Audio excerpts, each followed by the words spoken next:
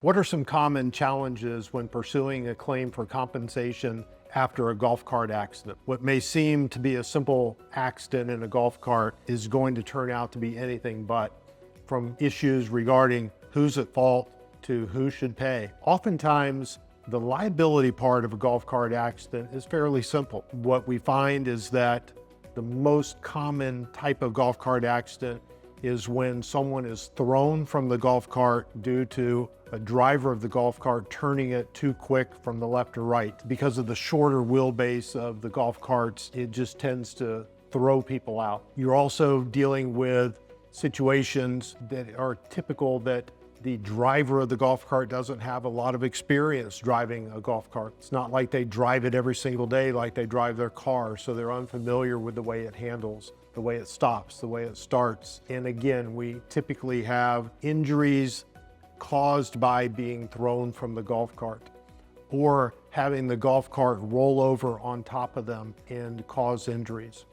So those are the bits of information to discuss regarding the liability of the accident. The other part is, and sometimes the more important part is, does the owner of the golf cart or the driver of the golf cart have insurance available to them that will pay for your injuries caused by this golf cart accident? That involves a whole different set of issues, ones including whether the golf cart was meant to be limited to 25 miles an hour or less, whether it was properly registered and has a tag to be driven on the streets. The golf cart is owned by a business and the business has liability insurance to cover you, whether it's being driven by an individual and whether their homeowner's insurance will cover you for your injuries. Those are all things that we investigate, and those are the most common challenges of representing anyone involved in a golf cart accident.